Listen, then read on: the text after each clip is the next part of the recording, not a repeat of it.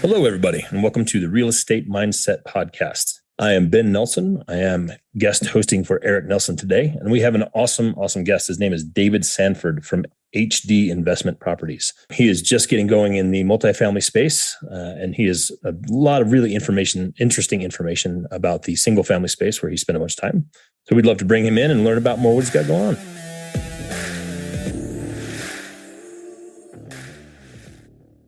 All right. Welcome, David Sanford from HD Investment Properties. We're real excited to have you here today. Yeah, likewise, man. Thanks a lot for having me. Yeah, so we'd love to just jump into it. We were talking a little bit before the show started. If you mind, give us a quick rundown of your background and how you started and where you think you're going. Yeah, absolutely. First off, I really do appreciate this opportunity. It's really cool to be on here and definitely an honor. So thank you. But we're psyched to have you, man. We really like sharing stories and we really like hearing them. So let's get into it. Cool. Yeah. So I started investing in real estate. The accidental landlord I think you hear a lot about is where people, they own a house and they move and they just decide to rent their house out instead of selling it. So that was back in like 2016 or so. My wife and I owned a house and we were looking at moving. We bought the house. We were in college, but at this point we were both making better money and everything. So we wanted a bigger, nicer house. So instead of selling it, I had just read Rich Dad, Poor Dad.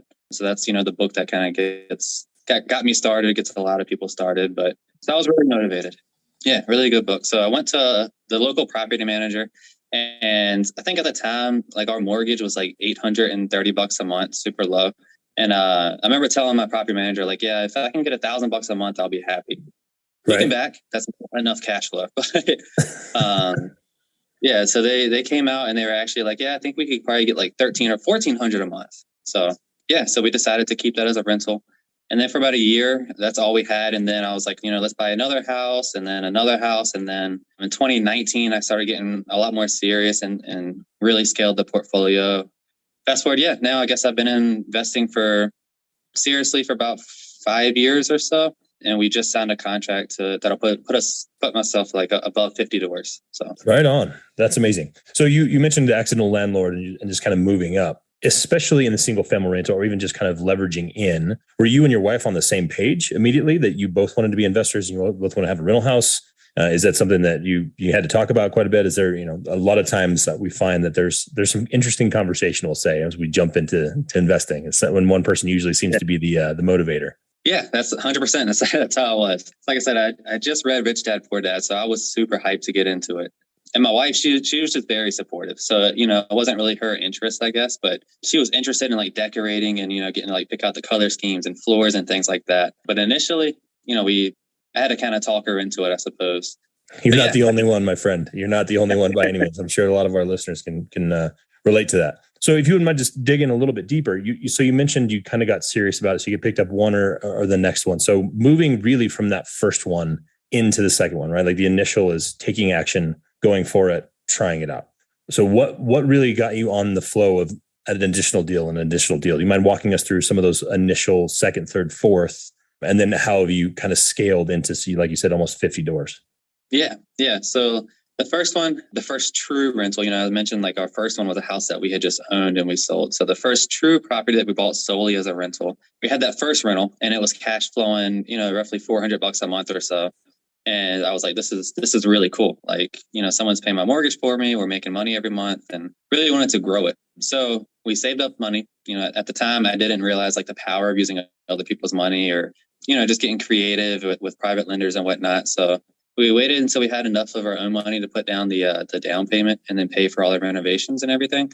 But yeah, so it took us a good year to get to that second property. We got that one. And then it was probably another 6 months or so. We were saving up more money. This is the pre-kid life. So, we didn't really have all the expenses that come along with having kids at the time. So we were able to save money up pretty quick or decently quick. So yeah, then we bought our third rental property. And then the lender on that told me about something I never heard of, about like a cash out refinance. I didn't know what that was, so I was kind of skeptical about using it. But once I did, I realized like, this is genius. Like we can, rinse and repeat and get our money back out and refinance. The power of leverage for sure. Yeah, definitely. So I think we had 3 or maybe 4 rentals. I did a cash out refinance on everything. And we turned those 3 or 4 rentals into like 8 rentals and just kind of went from there. I remember like, for that second property, it was funny because I remember asking my wife, like, what's the least amount of money we can have in the bank and like, and still let me invest the rest. So Right. yeah, it was foolish, because we were brand new. We didn't realize the amount of savings that we needed. So I think at the time we were like, okay, anything over like $10,000, like Right. we can invest. So. Well, I think that's a big thing too, and really, this is really interesting because you kind of stumbled into the BRRRR without really reading. It sounds like without reading about BRRRR or anything else. I mean, the branded term from Brendan Turner, but it's a really interesting leverage point, and it's a really interesting endeavor. And I think there's a lot of folks that listen to the show. We talk a lot about multifamily. We talk a lot about larger properties, but we Eric especially, he talks a lot about how he got into single family, and I jumped in with a couple of quads with him, and it really is important to understand the landscape because it's really difficult. And especially with inflation being what it is, we're recording in late August. Inflation is a big conversation right now, and the power of money and really what leverage means, especially when you're financing against what that interest rate is, it can be really, really powerful. And it can be far more powerful than saving up, right? Like the rate at which you can save at some cases is not necessarily what you're going to be able to put down. It's just outpacing what you're putting into it. So, and now you say you're close to 50 doors. Have you guys come up with any systems? Do you have a team? Tell me a little bit more about now that you have this train rolling. Like there's a big difference between having 3 rentals and having, 30 or 40 or 50. Tell us a little bit about that. Yeah. So I, like I said, the BRRRR method. So I'm in the military. That's my full-time job. So I do that full time. Thanks for your service, man. We appreciate it. Oh, appreciate it. Appreciate the support. But yeah, I was at a military school, ALC. It's like a school to make E6 a certain rank. And I was pretty much on lockdown at the school. I didn't really have transportation, so I was just kind of stuck there. So that's when I found BiggerPockets and I found the BRRRR and everything. Because I was just on YouTube, and I think, I had a couple rental properties and I really wanted to scale it. But like you said, it takes a long time to save up the down payments. Right. So I stumbled on their videos, and they had mentioned, hard money lenders, private lenders, and it just dawned on me. I remember like when I graduated school, I went home, my wife and I went to dinner. I remember telling her like, hey, this is what I'm going to do. Like I'm going to find somebody who's got some money, and borrow it to buy real estate and, just work out the BRRRR method. So that's when it really started growing, expanding. So. But is it just you and your wife now still with the 50? Do you rely on property management? Tell us a little bit about how you manage that portfolio at scale. Yeah. So when I got to right about 10 properties or so, I was self-managing the whole time up until we got to about 10 doors. And then at that point, I realized like this takes a lot of time, and I was still working full time. We had, I think we had one kid at the time, and I realized like I really need to seek out property management. So, initially, I didn't want to bring them on just because of that fee that you had to pay, the monthly fee. But quickly realized like I'm spending a lot of time on this, and if I can take that time and dedicate it to finding deals or growing the team, or finding new investors and just really growing the business, my time would be a lot better spent. So right around 10 doors is when we went to property management. That is exactly right, man. And I think especially new listeners or people new to this game, rewind it and listen to that, because that is the number one light bulb that really motivates a lot of people to take the next step, is realizing what the value of your own time is. And yes, like there are people out there who will do that job and any job for a fee, right? And finding that balance of where's my best service to this business, where's the best service to my family and to myself. Because ultimately, it's not even just about the business, right? Like getting a little bit of time to reset, spending a little time with your family, spending time with your kids. Sounds like you have multiple children at this point, right? I personally have kids as well, and Eric does as well. And the ability to spend time with them is what this is all about for us. And it sounds like that's what it is for you too, because ultimately the goal here is to grow and to get bigger and to get better. But if you're spending all of your waking hours managing your portfolio, that's, you've built yourself some golden handcuffs. So really that point at which people realize it's worth the money to pay somebody else to do this job is such an amazing thing, man. So you have one property management company? Are you in just in one market, or how, give us a little bit more information about that? Yeah. So right now I've got 2 property management companies because I'm really in 2 different locations. So largely in like the Richmond, Virginia market. I've got a property manager here. And then I've also got close to about 20 doors in like Roanoke. It's kind of near like Virginia Tech out there, and Virginia still, but that's another property management company I use out there. Do you mind if I ask, how did you decide on those markets, especially getting into it? Is it just a part and parcel of your job, or how did you decide on those markets? And what research did you do to kind of look into those? Yeah. So the company that I have around the Richmond market, that's where I grew up. It's where I live and everything. It's where I work. So I just started picking up properties where I was familiar with, the good neighborhoods, the good areas, bad areas. So that's where I started out. And then to be 100% honest and transparent here, like the company that I used was literally the first company that popped up on Google. So yeah, it ended up being like a really good company. I've never really had any complaints with them or anything. They've got great service. But, like I said, I was like, hey, instead of selling this house, let's just rent it. And they were just the first person I called, and I've just grown with them.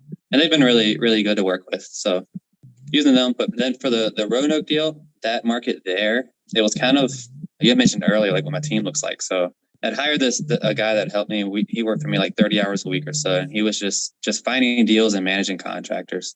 That's pretty much all he was doing. So he was always on social media and touching base with wholesalers and real estate agents. And he was doing a fantastic job, absolutely killing it. So this gentleman out in the Roanoke market had to sell off his portfolio for some legal reasons. And he basically he needed a contract like within like hours of us even finding the deal. So kind of foolish, so we did like a sight unseen offer. I kind of ballparked some numbers in my head of like general turnover costs plus some. Made my offer, ended up being a really, really good deal. But I think it was 12 properties and 3 vacant lots. So that's how I ended up in the Roanoke market. It's just that offer right there. So I picked up the 12 properties. My offer was solely based on the properties, and the 3 vacant lots actually, or 4 vacant lots. I'm sorry, 4 vacant lots actually kind of just got like tossed into the deal for free. So are you around next week to go to Vegas? I would love to take you, and there's this luck here, man. That's incredible. First one on Google, and just tossed in extra vacant lots. So have you gone into developing? Did you sell those off? Are you sitting on that land at this point?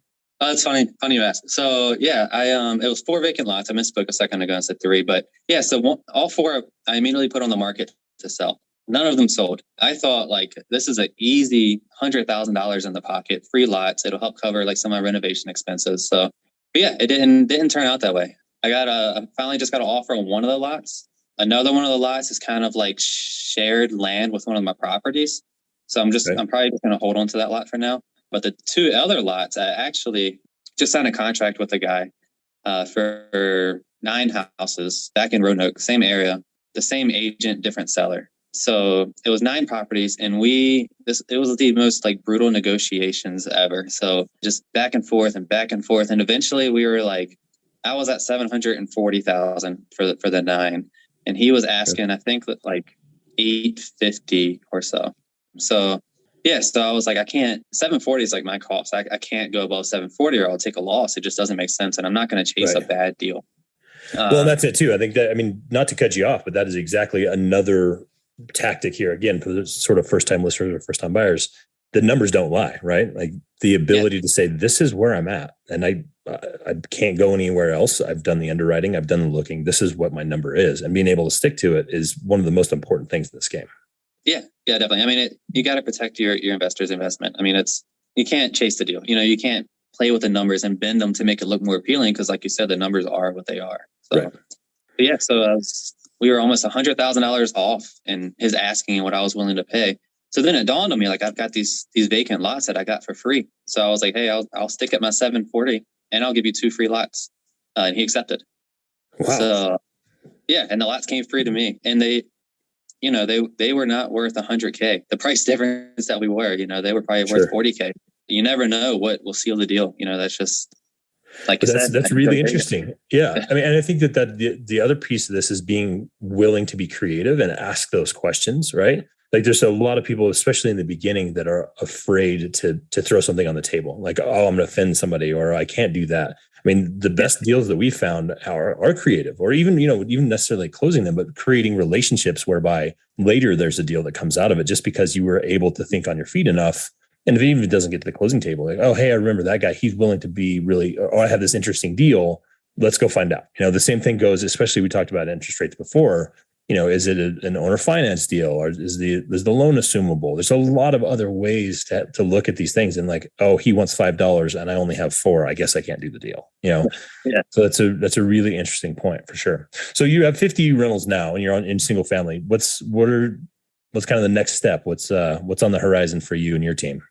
Yeah, so I think for my next step, I'm going to look into the multifamily space. I've been wanting to go into multifamily, commercial, storage, self-storage, something like that for a while now. Being comfortable with single family, I was just kind of sticking with my comfort zone. And I realized like there's growth in fear, right? So, if I'm kind of skeptical or a little bit uncertain of going into the commercial space, that's probably where I need to go. So yeah, I started studying up on that. Actually, took up a mentorship program and started learning that aspect of the business. Yeah, tell me a little bit more about that. So we're really big on coaching in our world. And both Eric and I utilize a coach. We've been absolutely helped by mentors through this journey for sure. And we're just getting started. We feel our ramp up coming. So tell me a little bit more about that program or any other mentorship that you've been able to rely on in your growth here. Yeah. So this one, it was through, like I said, I'm military. So there's a Facebook group, they got a pretty large presence, active duty, passive income, ADPI. So, and that really I really like that platform and that group there because I'm military myself. And I've come across a lot of soldiers in my career that they need some financial knowledge. So that group was very, I was really happy to find something like that because it really fits. Makes me excited, I guess, to see other soldiers doing this as well. Okay. But yeah, I think my wife was pregnant with our second child. We've got 3 kids now, 5 years old, 2-year-old, and 6 months. So Congrats. With our second child, she was pregnant. Yeah, it's a different kind of life, but we'll talk about that one in a minute for sure. Yeah. So this program, she was pregnant with our second child, and I was like, let's dive in. I'm going to start learning this business. So that way, I'm not going to just jump into something. I need to make sure it's a solid investment. And I could have learned everything myself over a couple of years, but I figured it was kind of like a no-brainer just to pay that price up front and just have instant access to all of that knowledge and just learn everything about the business kind of right there and have a coach and a mentor versus YouTube University or reading, 1,000 books and listen to all these podcasts and trying to piece together all this knowledge myself. Let's just get it over with. Well, I think that the important piece there too is that you have the ability to have feedback, right? So there is a lot of value in books, in my opinion. There's a ton of value in YouTube, and there's a lot of people that have kind of paved this way before, and especially the books, like the knowledge that gets laid out, but the ability to ask a question or the ability to follow up. Those are the things that I really, really find to be. I mean, we have our own systems, like we run our own conferences, the same thing. Like we really value the ability for an open conversation within mentorship and conferences and otherwise. Yeah. Yeah. I think, like you said, there's just having access to people that are doing what you want to do. That's so huge. They say your net worth is your network, and that definitely applies here. I'd agree. So you mentioned investors briefly. And so it sounds like you do bring on investors for your deals now. And have you thought about what that looks like as far as moving ahead into multifamily? So the investors that I use now, they're all on the short-term side. I don't really have a big network for long-term investing. So going back to the BRRRR method, I usually borrow the funds for, the typical BRRRR, 4 months, 6 months, somewhere in that window, and pay them back. So I haven't really had the conversations with them about long-term investments, through a syndication or something like that for the larger deal. But definitely something that's on, soon to come. Great. Well, with that, man, we always ask a few different questions of each of our guests and would love to kind of pick your brain on some of these. So first, do you have a morning routine? Oh, I would love to say yes. I have a morning routine I would like to do, but I've done, fairly well. But like I said, I got a 6-month-old, so it's an excuse, right? But No, you're in the cave. That's what my wife and I still call it. For the first about 8 months, we call it the cave for sure. So we have 2 little boys, and I recognize that. And ours are right on top of each other. So it's I understand how difficult it is to get into a rhythm. I will say, and this kind of that puts into the next question here. So I read more with a newborn and up until about 8 months than I did ever before, mostly because of those weird midnight 2 a.m. readings. And I was never a fan of the Kindle, but after that, I got a Kindle because you always turn the page with one hand, right? Like you're doing feeding or whatever else is far.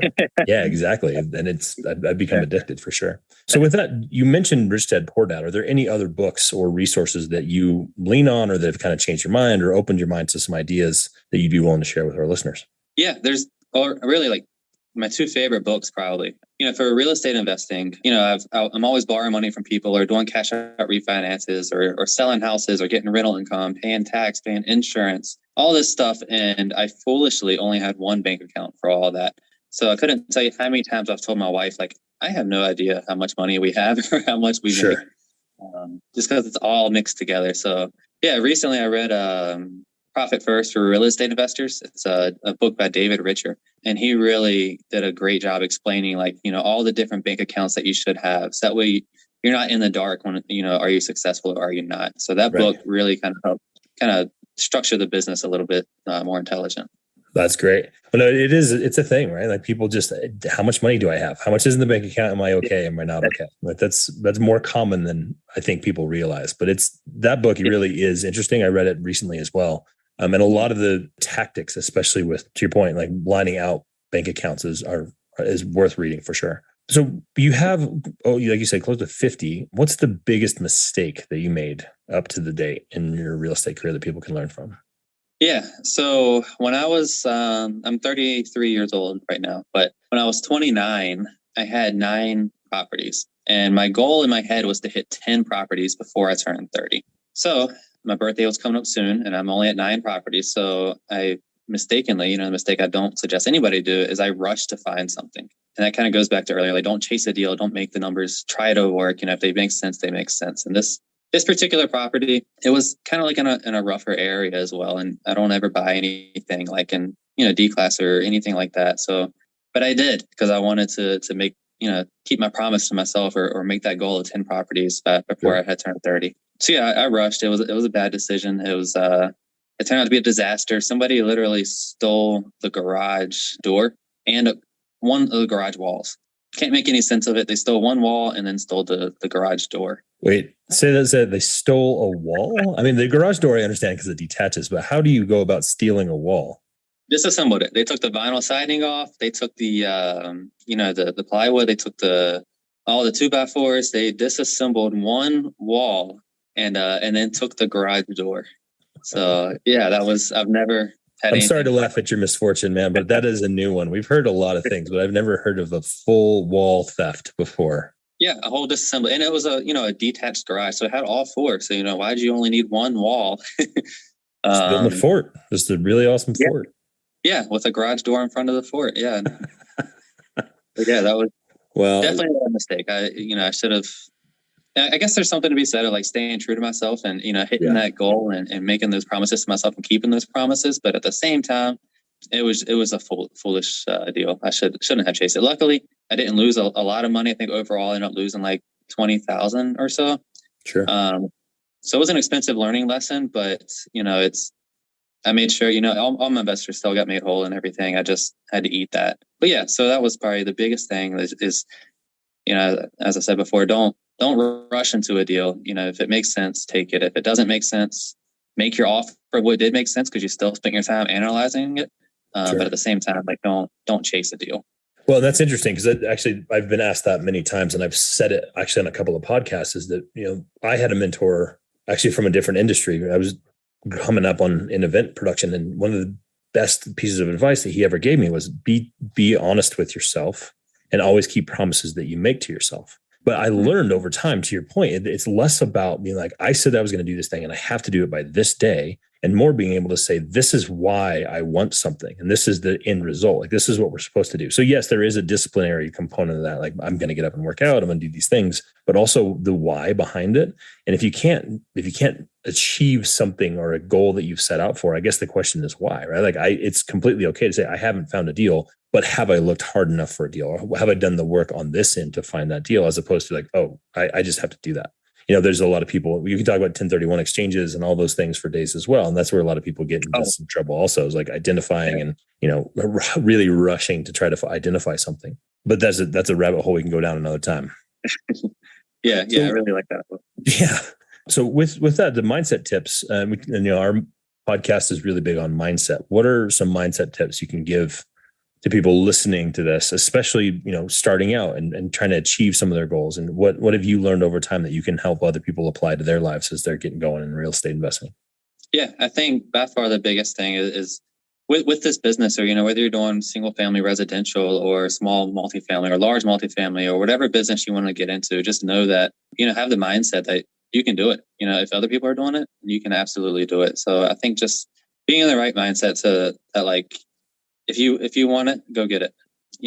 There's the only thing that's going to hold you back is yourself. You can have things that are difficult to overcome, but if you want it bad enough, you'll go out there and get it. So I think just having the right mindset and writing down your goals daily, or saying affirmations, or just speaking your goals out loud, or telling people, your friends, family, posting on social media, whatever it is, like whatever you have to do to make sure you're in the right mindset to get after, I think is really important there. Right on. I would say amen. Affirmations and goals. Those are big things in my life for sure. Well, great. If you wouldn't mind, how can our listeners learn more about you? What can we do? What can our listeners do to progress what you're doing? And how do we find out more about you? Yeah. So I just recently, if you find me on Instagram, I'm at David Sanford 215. That's really the only social media platform I'm on right now. I'm on LinkedIn as well, David Sanford. But yeah, that's really about it.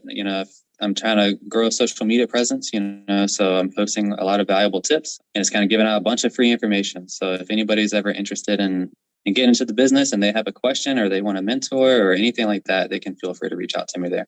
That's so awesome, man. We really appreciate your time, and we look forward to seeing what you do in the future. And we'll look forward to maybe catching back up in a year or so and seeing where you end up. Yeah, that sounds great. I appreciate it. Thanks a lot. Right on. Have a good day. You too, man.